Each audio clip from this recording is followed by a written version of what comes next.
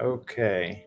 Normally, I would be saying we are live because most of my stuff is live, but it is recording. I haven't figured out a way to make it go live on Facebook yet. So there's some technical issues I have, but just wanted to introduce everybody to Andy. How do you pronounce your last name? I don't want to say it wrong.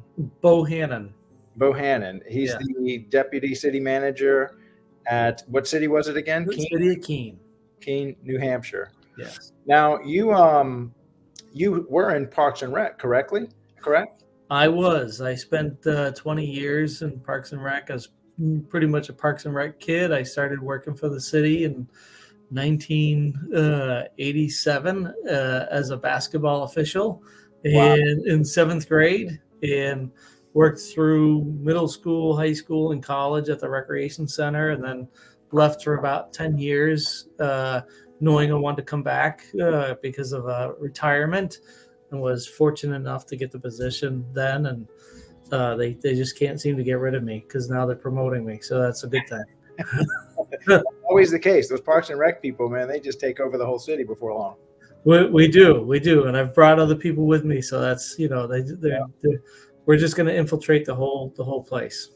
It is such a common, and I really wanted to have this be one of our topics today, is how Parks and Rec career path ends up going into city government, because it's such a common career path. I can't tell you how many people like yourself that I'm close to that not only like yourself did they go into city government, but brought with them a lot of other Parks and Rec people that worked for them back in the Parks and Rec department. So maybe you can start by telling us a little bit about your journey there and the transition. Was that ever a goal of yours, or it just kind of happened organically? It happened organically. It was out of the blue. Just a couple people here said, "Hey, the deputy city manager's position is open. You should think about going for it." And I wasn't on my radar. I was comfortable where I was, and I think that's the reason why I applied for it, because I was like, I'm comfortable. I need to be uncomfortable, and that stretched me. And lo and behold, I was lucky enough to achieve that goal. But you're right, Craig. I think one of the things that is really what Parks and Rec people do is we work with all the other departments.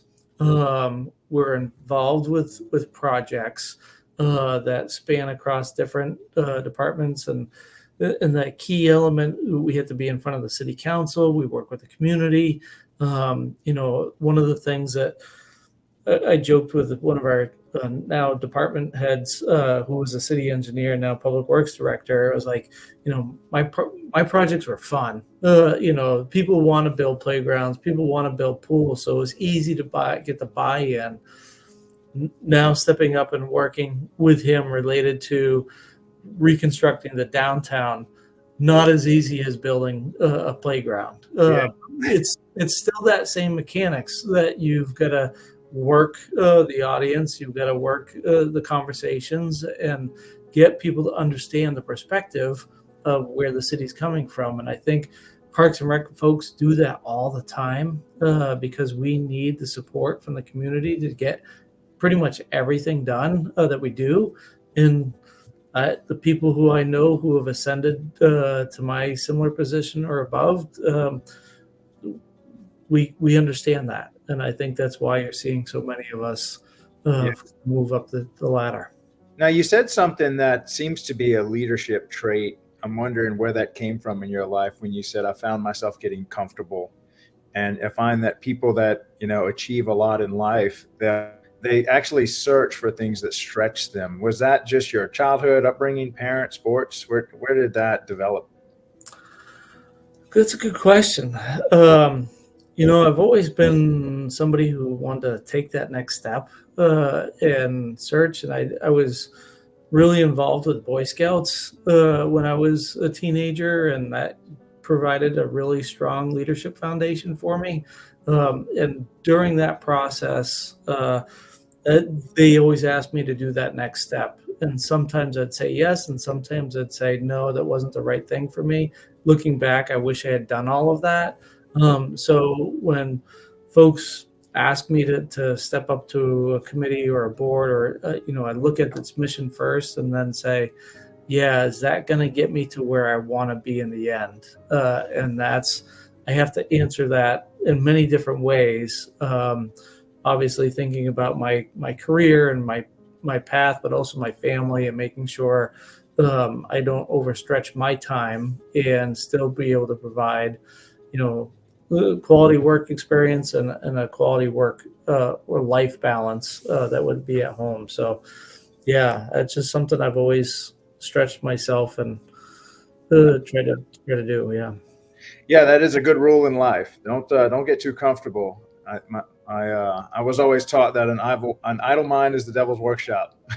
So, Uh, yeah, I not it wasn't that I didn't have enough projects, because I still had quite a few projects and I'm still going to be engaged, and I think that was kind of the appeal of that. I wasn't going to lose some of the bigger projects.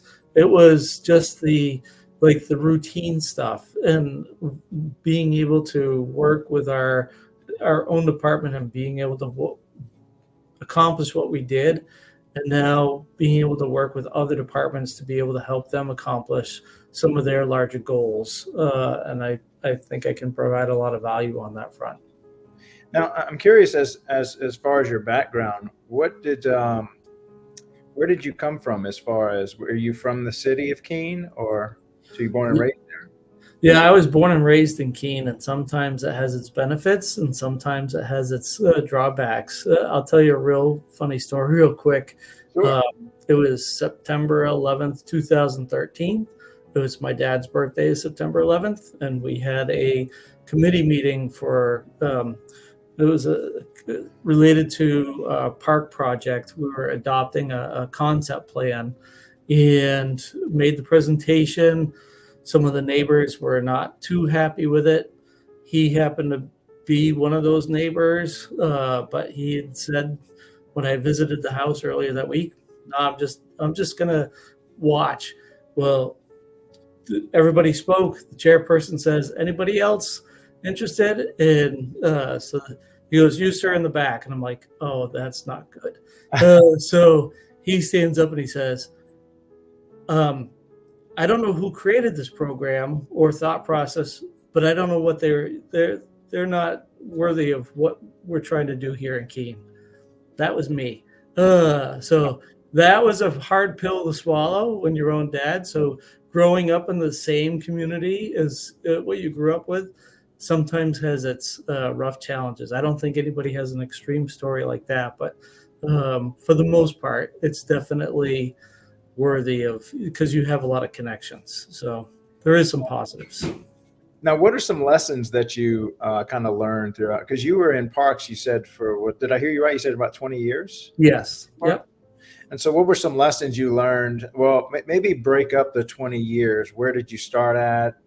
And then you eventually moved to director. And what was kind of your path in parks? Yeah. So I started as the recreation programmer, and that kind of really launched a lot of things for me, because I came into a program that wasn't offering too much. So anything that I offered was going to be almost double of what we had already been doing. And so there were easy boxes to check. But one of the things, the city has, we're located in the southwest corner of New Hampshire, and Keene is the geographic or the economic hub of the county. If you look at a map of New England, we are basically the geographic center of that. So we have a university, part of the university system of New Hampshire. We have a local hospital that's connected to a bigger hospital here in New England. And so we were all kind of brainstorming right when I came in about how to fight childhood obesity. And it was then that I kind of really started connecting strongly with the community, because we were working with the schools, we were working with the hospital, we were working with the college, and some of the, we had created an after school program. So that was kind of like that launching pad of getting connected. And that really facilitated things, because I was able to bring people in from out of state to start working with people from around New Hampshire and focus on childhood obesity, working with the Governor's Council on childhood obesity. And that really kind of helped me get launched into seeing the bigger picture for our community. And I think that's one thing that I wish young professionals get the opportunity to do is really think about not only just what they do in the moment, but they've got to think that bigger picture in how this impacts their entire community and possibly their region. So those are some of the early lessons that I had. Now, would you consider that one of the more rewarding things that you look back on is just the impact that you've had over the years on people's lives and community and stuff? Oh, without a doubt. Sometimes we take it for granted in Parks and Recreation that we impact so many people. And, one of my first stories that I remember was we had brought in, we had just started the after school program, and we had a collaboration with low income housing unit, basically off the corner of the property. And they would come over and participate in our games. And there was a young girl who all of a sudden she was playing, she was laughing, she was having a great time. Next thing we know, she's over against the wall, she's crying, and she was all upset. We went over to her and like, what's wrong? And she's like, something is wrong with me. I don't know what it is, and I'm really scared. Craig, she was just sweating. This was the first time this young woman, young girl, had exercised to a point where she had was sweat, and we're like, no, you're okay. You're having fun. This is what it's like to be physically active, and that kind of like really triggered me to know that we're making a bigger impact than we really know we are. And so when people can get out and just explore a trail, get that mental health that they need for 5 minutes, walk on a trail, get connected, walk around a pond. Those are the experiences that we kind of take for granted, but we're impacting every day. Yeah. Andy, now that you mentioned that, I can think of some of the times where I've either had to have some tough times in life and I just went for a walk in my local park here in New Orleans. And sometimes when I walk through that park and that same path, I remember this place, like I've made some major decisions in this place, and it actually has meaning for me. And I know I'm not the only one that has had, I've seen people propose to right here in New Orleans at the park. I've seen people have birthday parties, family reunions, and these are like lifetime memorable events that are being created right under y'all's, and y'all kind of the caretakers for these properties. So I certainly appreciate it. And that's kind of why I'm here serving the community. We appreciate it. We appreciate it. And, that's one of the parks I didn't really think about when I was, in my younger days. And I got my wedding photos taken there. And now, well, not now, but for 20 years, I was a steward of that park. No, I was like, this is so surreal for me. And I get to work with an advisory board. And I was like, we need to, it had kind of like gone into disrepair, but it was just falling. It had matured and we needed to kind of give it some life. But I felt passion about it because I had an emotional connection to it. And I wanted others to be able to have that same thing. And it's so important.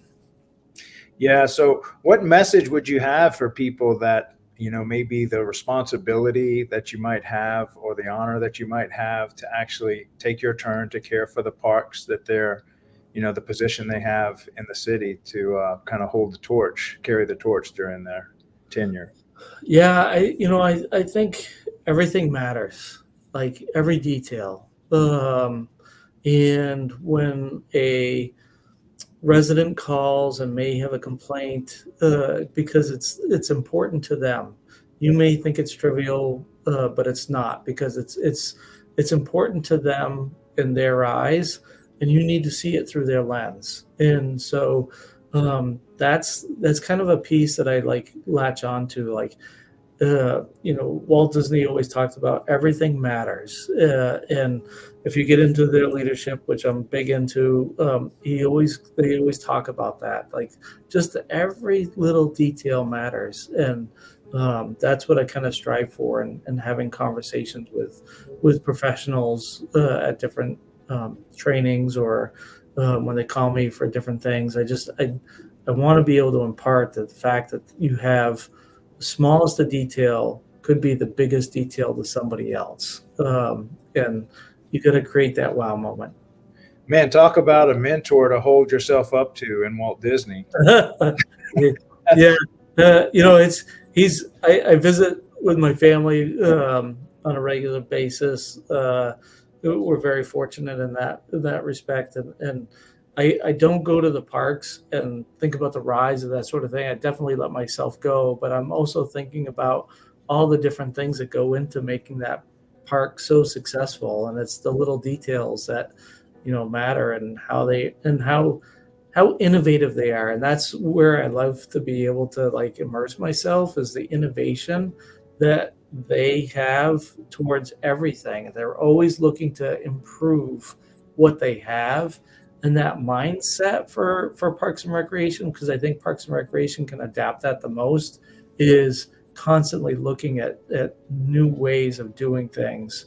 You don't have to change something, but you can find something new about what you do and change that experience for someone every time you think about it. Now, is there anything you can share with us as far as Walt Disney himself, the parks, maybe a book you read, or anything that was a good message that kind of hit you or you carry with you? I've read a lot of different books, and certainly like Creativity Inc. Some of the customer service books that they have related to um, their leadership program, Disney Institute, and it just kind of resonates, that message, like it just said, like everything matters, and their attention to the detail, attention to the customer. And what I learned through through all my readings is, it's not about, they deliver great customer service, but they're focused on the experience. Mm. So when you go into that park where you had all those memories, and you're thinking about that 5-minute walk and just have so many life decisions, like that experience for you in that space is so important. And that's what we need to do in our profession, is create those experiences for the families to enjoy. Doesn't matter who it is that's going to your program, make sure they have some type of positive experience, because that is going to transcend you for a long way in this profession. In a former life, I was a Kentucky cheerleader, and I had to be the mascot for one of the football games. Nice. So that's like a bucket list item. Yeah, the Wildcat mascot told me, he said, "Craig, it's super important you never break character, because there are little kids that believe that you're real." And Yeah. I saw that when I went to Disney World, that those people that play those characters never break character. You never see them sweat. And so I'm wondering, is that something that you kind of carry in your position? Is that, look, you're representing, a role here for the city, for the park systems, and it's really not about you. It's about the position and the cities, not breaking character. Yeah, that's something super hard that folks have a tough time dealing with, right? Because you always have, when you wear the emblem on your chest that says Keene, you always have to represent. And even I look at it even on my social media, and the different things that I do in the public, or boards that I serve on. I represent the city of Keene, I whether I like that or not, or I'm not there to represent the city. I'm representing myself on that particular board. I'm still affiliated with who I am as deputy city manager or Parks and Rec director, right? it's always with you. And I think people have always got to keep that in mind, that, it's really hard. You can't break character unless you're in your own house, and there's no cameras and microphones on. Yeah, and even then, it's probably best not to break character. Right. Cameras everywhere nowadays. Yeah. All right, so maybe bring us into the transition. What was, I guess, like you said, it happened organically, and then what was? Maybe you can tell us that maybe if someone were considering a similar move, what should they expect? If there's something you wish you would have known after you made the move that you could share with them, maybe to consider. Kind of walk us through that. Yeah, I think it's really important to do some soul searching, right? Like, my identity was Parks and Recreation. Like the first thing I said to my wife was like, I don't know about this. Like, I identify as a Parks and Rec person, and my whole life, my schooling, my first job was Special Olympics New Hampshire. Even my second job, I was like kind of an event coordinator. Like, that's what I do, is I build things for people to experience.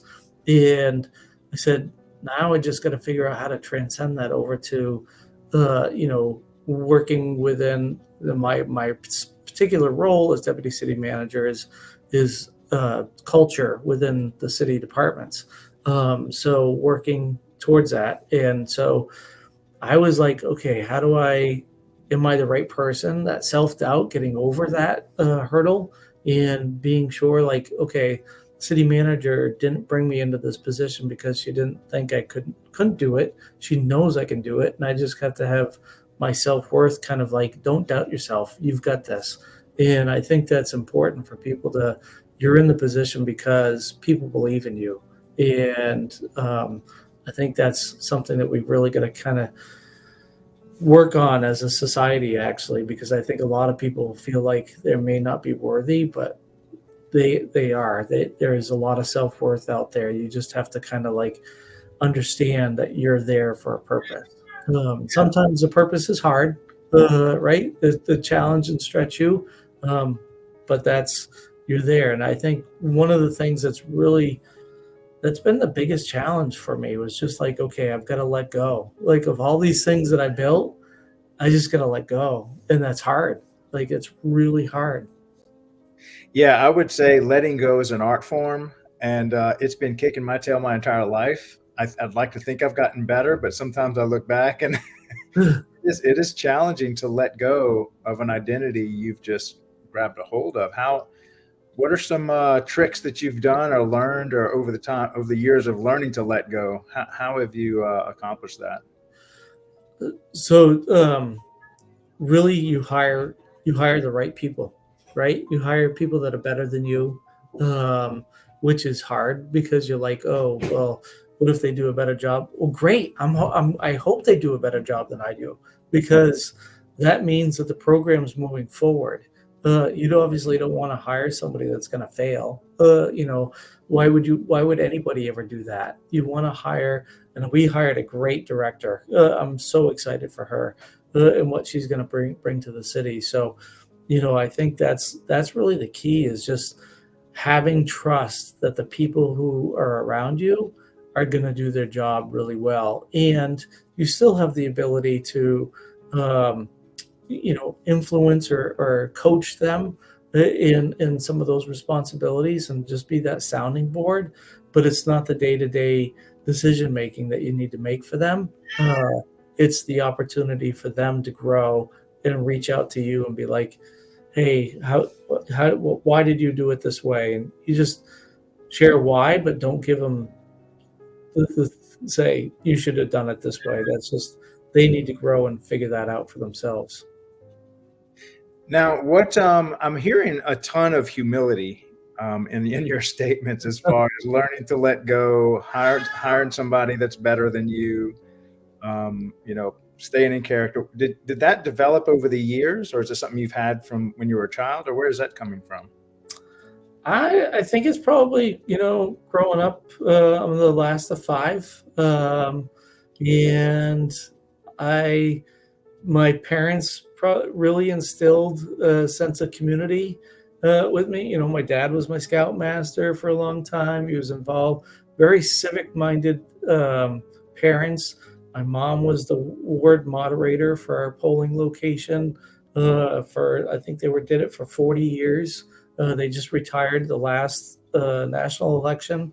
Um, so, you know, just very civic-minded and always wanting to give back. You know, my wife and I are both kind of the same fabric of we like to give back to our community, and it's not about us. It's making sure that others get the praise that they deserve, and that's really why I think we do what we do. Fantastic. So, all right. So now that you're in this position, the city, can you maybe go over the role of deputy city manager, what that looks like, and you know, if you had to maybe prepare somebody for that role, what would you be telling them? First of all, you're there to serve the city manager and make them look really good, right? Even as department head, that was your role, to make sure that the city manager looks great. And so my current role is related to the culture of our city team, and making sure that we have a sustainability plan related to getting individuals to where they want to grow, and working with them for succession planning and growth, their leadership skills to be able to ascend to the position that they want to go to, whether that be within our city or elsewhere. But right now, that's a program that we don't have, so I'm kind of creating it from scratch. And but it's really about working with all the other team members towards that common goal of, you know, making sure we meet our master plan goals, our budget goals, our capital improvement goals. Just making sure that you see that bigger picture, and it's more of a project manager than it is of the day-to-day resources. And I think supporting, paying attention to the public and various sources, and going to, you know, Monday night I was at a neighborhood meeting, just listening. Everybody was like, "Oh, they're going to be so bad," and like, no, it was actually good. It was good to be engaged, and when you are engaged with them, they feel valued, and that's what we are trying to do here, is make sure our whole community is valued. But my role specifically is making sure our employee base is valued, so they have some place to go up the ladder if that's where they choose to grow. Now, how big is your city? What's the population of it? So we're just over 23,000. Oh, it's a nice sized city. Yeah. It's So good. we're 23,000 by census, and that's what we are at nighttime. But because, as I mentioned earlier, we're the economic hub of the county and the region, we grow to about 60,000 people during the day. Oh wow! What do y'all have that brings in that many people? So we're very fortunate. We have a couple large corporations. One being CNS Wholesale Grocers, who is the largest food distributor in the United States. They have their headquarters here. We have Cheshire Hospital. We have Keene State College, and of course the city. So we have some large employers that are here, and our school district is headquartered here for the county. So yeah, we have some good employers right here, and we're lucky. We're trying to always attract new businesses. We've got a couple large vacancies that have just moved from Keene down to like Florida, where their corporate headquarters were. So trying to recruit and create that economic development opportunity for someone new. So if you have a company out there that's looking to come to Keene, you can talk to them. Well, maybe tell us a little bit about New Hampshire as a state and the city as a region. For those of us, because I've never been to New Hampshire. I'm from Louisiana mostly. I think the furthest north, well, I've been to New York, but I've lived in Lexington, Kentucky, and mostly down in New Orleans. So what's it like in New Hampshire? So right now we are in our summer season, and we, with global warming, if that's what you believe in, it's kind of crazy. We've had some really cool days, but we have a true four seasons. So summertime, we take a full advantage of our lakes, our rivers. We have a short shoreline of on the Atlantic Ocean. Um, but we have the mountains, and that's what pretty much everybody is coming to New Hampshire this time of year for. We have beautiful falls, and winters are not what they used to be, but we have a lot of ski areas. We're very outdoor recreation oriented, as a state, I would say, just because we have a little bit of everything, and which is great because we're located. We have over 40 miles of mountain biking trails on city property and some more on private property. Wow. So we're a little bit of that destination for mountain biking, which is a great tourism piece. We have a small ski hill right outside of town that added a lift recently, so that's fantastic for those mountain bikers looking for that full experience. But we are geographically, like I said, the heart of New England. So 2 hours from Boston, 2 hours from Hartford, Providence, Albany, New York. You have it a lot of choices within that circle. The one thing that I would say is probably our biggest attraction, closest to Keene, is Mount Monadnock, which is a mountain that's just over 3,000 feet in peak, and it's the second most climbed mountain in the world. So Really? Mount Fuji. And what's its peak again? How tall is it? It's just over 3,000 feet. I think it's like 3,400 feet high. And on a very clear day, you can see Boston. So it's a great, and Monadnock stands for a mountain that stands alone, because there's nothing else around it. Which is pretty cool. But it's an hour hike up, and you have the most incredible views around the area. So we have a lot of people come to New Hampshire just for that. And maybe you can tell me a little bit about the culture. I have a side hobby that I've been involved with for quite some time now, it seems, with a Bitcoin community. And I had one of my guests come on, and it was a while ago. A group of people were choosing a state to move to, and he told me they chose to move to New Hampshire because apparently there's some type of, like, I really enjoy a certain freedom there to be able to do your own thing. And so that's where they all moved. I'm not even sure if you've run into that or even aware that there's a huge Bitcoin community up there in New Hampshire. But maybe can you speak to the culture of the New Hampshire people? Sure. We're the live free or die state. That's right. That's what he told me. Yep. And so some people take that to the extreme.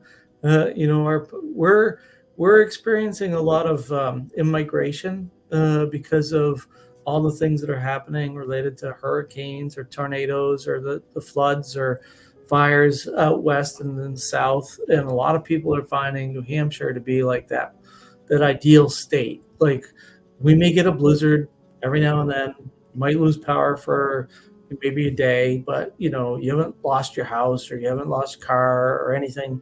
Everything's fine. Snow melts. And so we as a state, I would say, are kind of moderate, and we are definitely a purple state as far as that goes. We have a Republican governor, and I believe all of our U.S. congressional is all Democrat. So you can see, like, there's a fine balance. And I would say, like, specifically here in Keene, especially at the city council level, it's not political driven. It's, you're here for a purpose.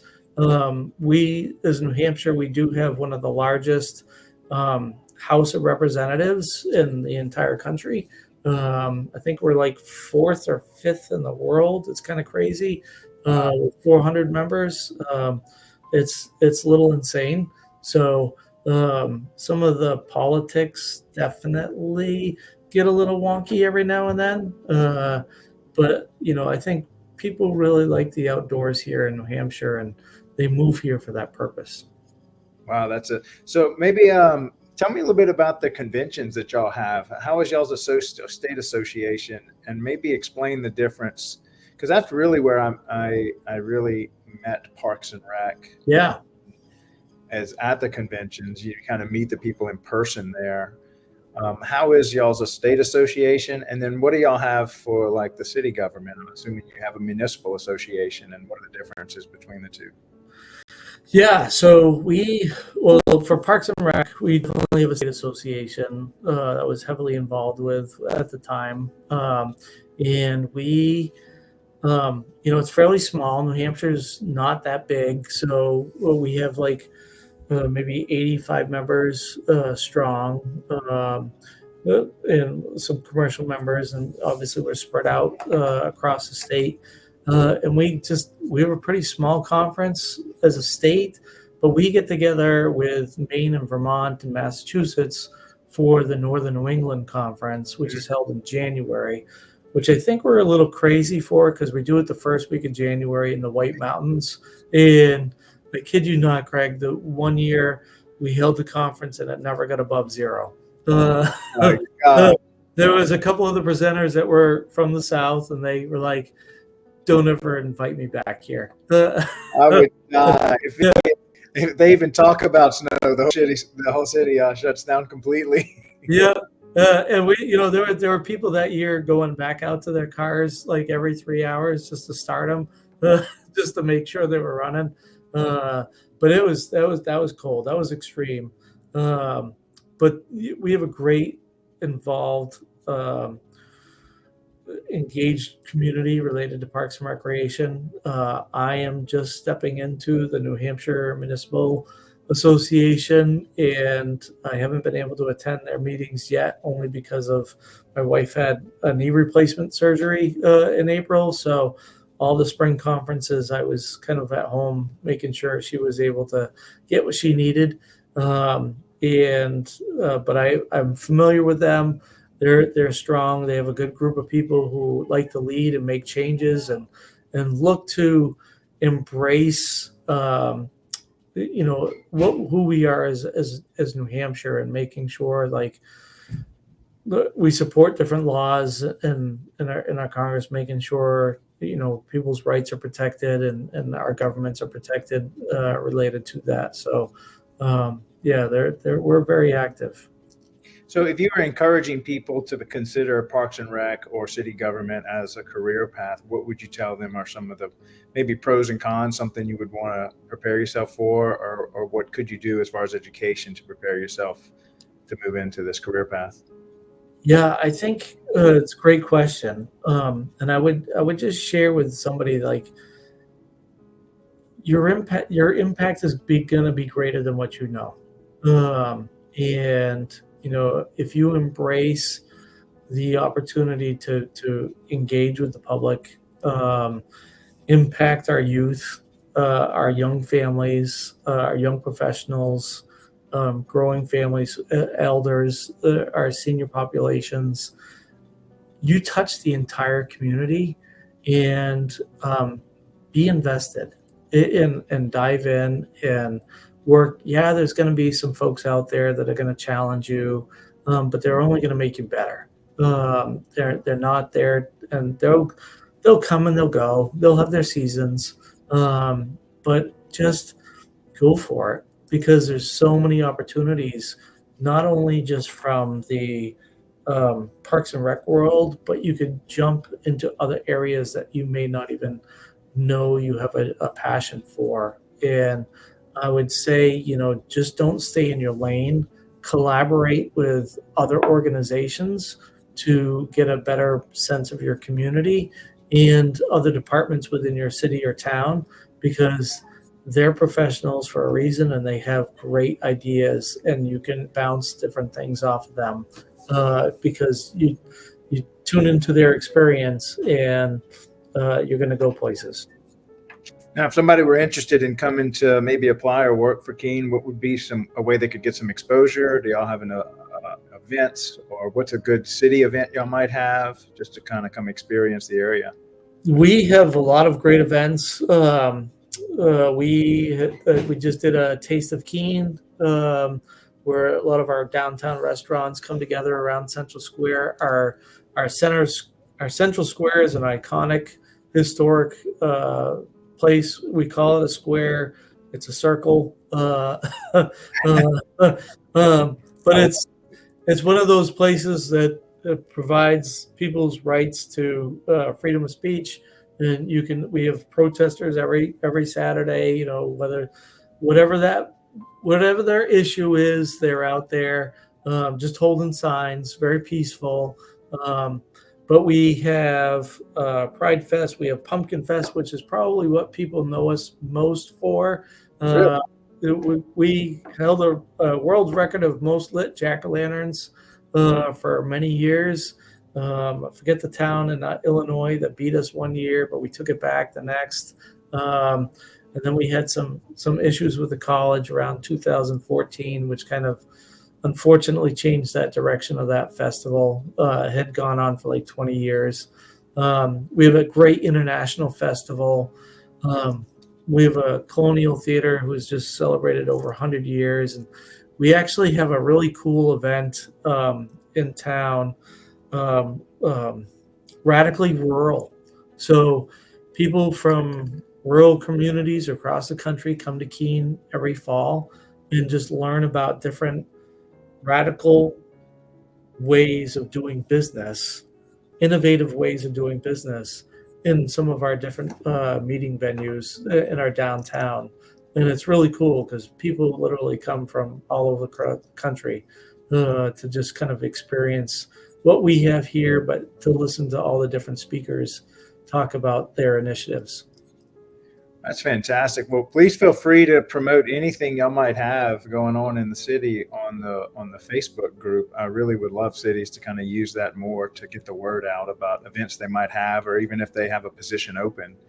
I've seen that being used as one of the major benefits or resources, is just reaching out and saying, hey, we have this position open. So hopefully you keep using that as a resource, and love to hear about any events y'all have going on there. I will definitely do that. We have an ice and snow fest that attracted about 10,000 visitors into our downtown this February. So picture a beautiful sunny 30-degree day, which feels warm in February, and people were just lining the streets watching ice carvers do their thing. And so we do it all year round. And so people can find us at keenenewhampshire.gov, or if you want to look into the Monadnock area, you can go to, I think it's just monadnockregion.com, and find out about us. So we're happy to talk about Keene or the Monadnock region with anybody, anytime. Fantastic. Well, Andy, Keene is very fortunate to have you on their team. Thank you. It's really been a pleasure talking to you. Thank you for sharing your story and your experience moving from Parks and Rec into city government. I'd love to do this again and get an update down the road, and maybe it's around some event that you can promote as well. And if there's anything you think we can do better on Parks and Rec done right to kind of help serve the community, please let us know so that we can keep this thing going. I would love to do that. I'll be happy to be a guest anytime. Fantastic. Well, thank you for your time, and let me know if there's anything we can do for y'all to help support the work y'all are doing. Thank you, Craig, so much for your time. Yep. Thanks a lot.